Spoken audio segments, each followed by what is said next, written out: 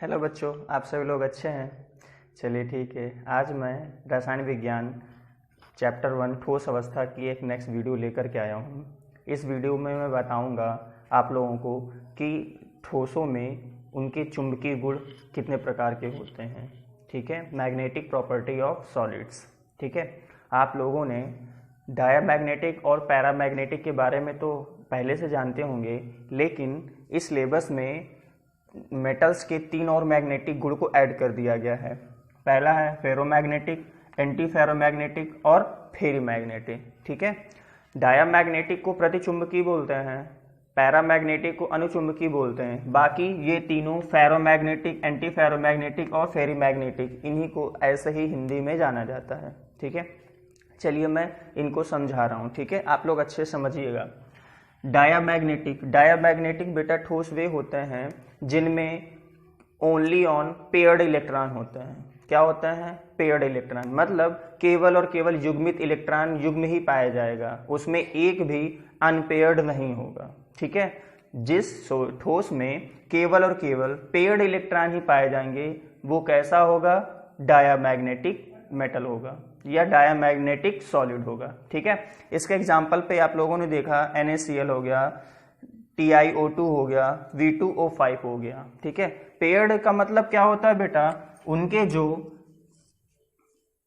Orbitals होंगे, उनके orbitals में जो इलेक्ट्रॉन होंगे वो पेयर्ड होंगे। पेयर्ड का मतलब समझते हैं, सारे के सारे कक्षक में 2-2 इलेक्ट्रॉन उपस्थित होंगे। मीन्स जिन भी सॉलिड्स में पेयर्ड इलेक्ट्रॉन पाए जाएंगे वो क्या रिप्रेजेंट करेंगे? डायामैग्नेटिक। मीन्स अगर इनको हम मैग्नेटिक फील्ड में रख दें तो ये क्या दिखाएंगे? प्रतिकर्षण शो करेंगे। प्रतिकर्षण का मतलब समझते हो? रिपेल, भग जाएंगे, दूर हटेंगे। ठीक है, दूसरा है पैरामैग्नेटिक।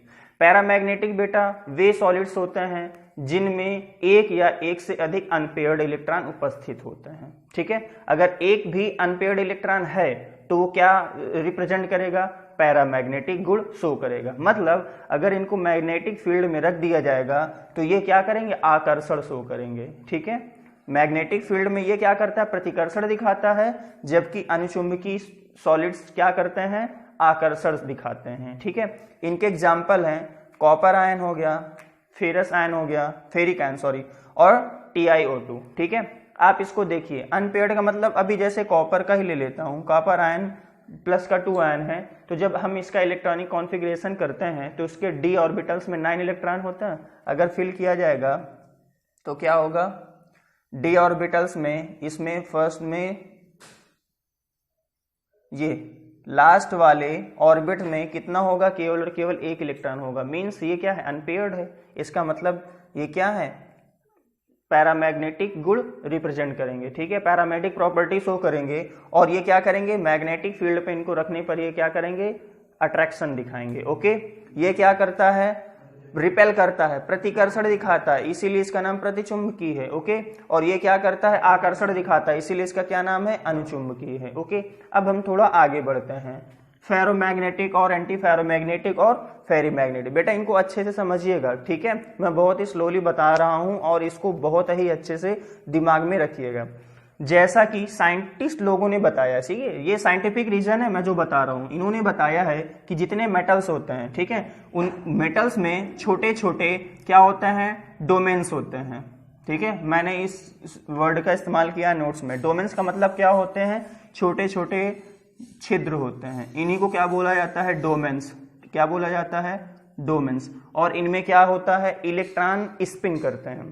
इलेक्ट्रॉन क्या करता है? स्पिन करते हैं। ठीक है, अब देखो फेरोमैग्नेटिक जो सॉलिड्स या मेटल्स होते हैं, इनको यदि मैग्नेटिक फील्ड में रखा जाए, चुंबकीय क्षेत्र में रखा जाता है, तो इनके जो इलेक्ट्रॉनों का स्पिन होता है वो समानांतर होता है और समदिश होता है। समानांतर या समदिश का मतलब क्या होता है?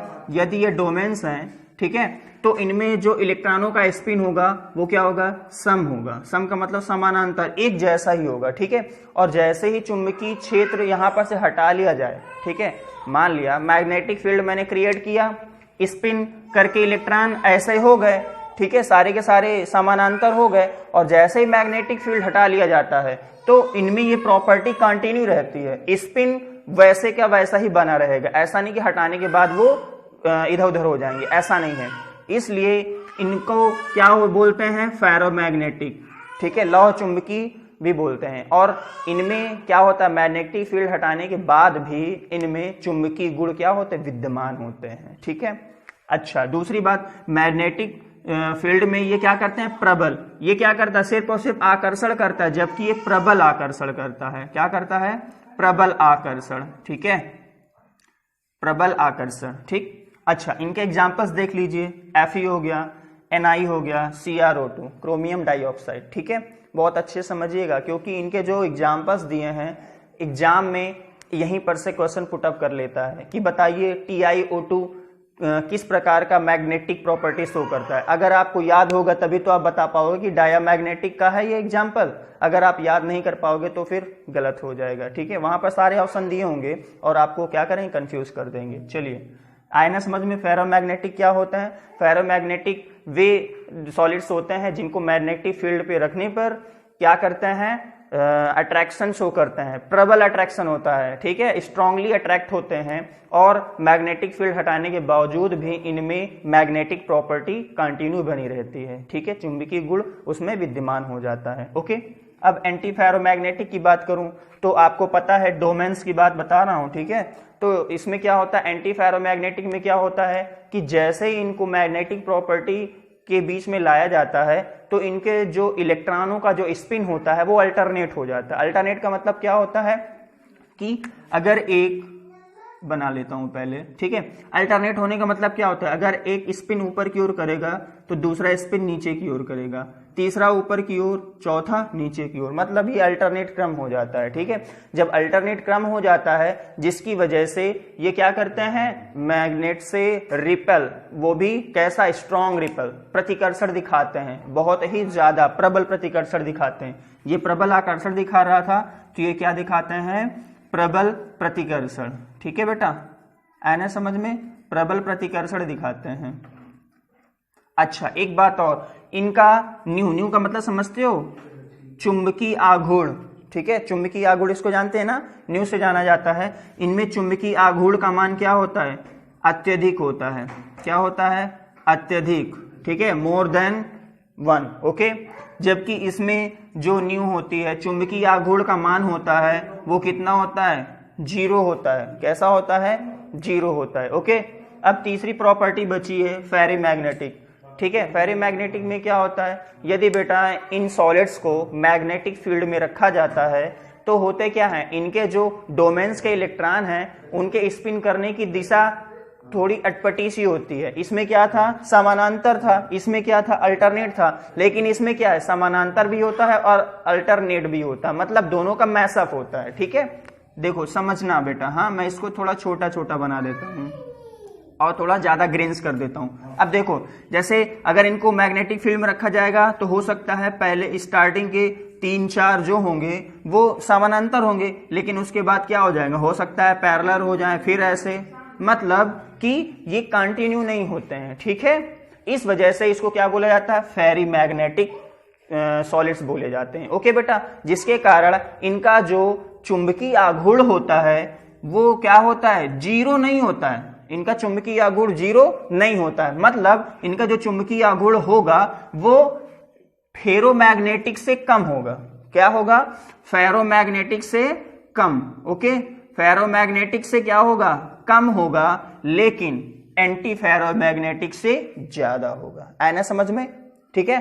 फेरोमैग्नेटिक के चुंबकीय आघूर्ण से तो कम होगा, लेकिन एंटी फेरोमैग्नेटिक के चुंबकीय आघूर्ण से ज्यादा होगा। आना समझ में। और इसका एग्जाम्पल देखिए, Fe2O3, या इसको इसमें और एग्जाम्पल जोड़ा गया फेरेट। फेरेट में बेटा क्या होता है, एक मेटल आयन ऐड हो जाता है, ठीक है। यहां पर मैंने दिखाया हूं M+ का 2 और Fe2O3, यहां पर मेटल आयन होता है। अब यहां पर कोई भी मेटल आयन ऐड कर सकते हो, लेकिन उनमें क्या देखना है, उनका जो ऑक्सीडेशन नंबर होगा वो +2 ही होगा। जैसे Fe क्या बोलते हैं, मैग्नीज अगर लगा दिया जाए Mg तो उसमें भी +2 रिप्रेजेंट करना होगा, ओके। चलिए बेटा, अब आप लोगों को मैं एक बार फिर से इसको रिपीट कर देता हूं। डायामैग्नेटिक मीन्स दैट्स मेटल्स या that's solids which have only paired electron, okay.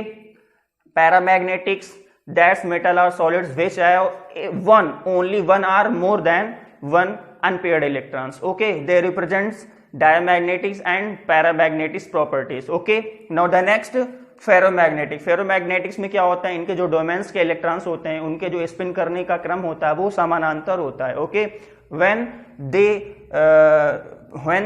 Provide magnetic field. ठीक है, जैसे मैग्नेटिक फील्ड प्रोवाइड की जाती है इनके जो स्पिन करने का जो क्रम होता है वो समानांतर होता है. Okay, now the next anti ferromagnetic. Anti ferromagnetics में क्या होता है, इनके डोमेन्स के जो इलेक्ट्रॉन होते हैं वो स्पिन करने का क्रम कैसा हो जाता है, अल्टरनेट हो जाता है. Okay, now the next antiferromagnetic. Ferrimagnetic में बेटा क्या प्रॉपर्टी होती है, जब मैग्नेटिक फील्ड इसमें क्रिएट किया जाता है या मैग्नेटिक फील्ड इनमें प्रवाहित किया जाता है तो इनके डोमेन्स के जो इलेक्ट्रॉन है वो स्पिन करने का क्रम कैसा होता है, समानांतर भी होता है और अल्टरनेट भी होता है. ओके बेटा, चलिए, मुझे उम्मीद है आप लोगों को ये समझ में आया होगा. इनको आप लोग बहुत ही अच्छे से मतलब कूल हो करके आप इनको जब आप सुनेंगे तभी आपको ये समझ में आएगा. ओके बेटा, अच्छा एक बात मैं आप लोगों को ये बताना चाह रहा हूँ कि आप लोगों को जो कुछ भी नोट्स या मैटर प्रोवाइड किया जा रहा है आप लोग उसको बहुत ही अच्छे से ईमानदारी के साथ पढ़िए. ठीक है, क्योंकि ये आप लोगों के लिए जो टाइम है बहुत ही गोल्डन टाइम है,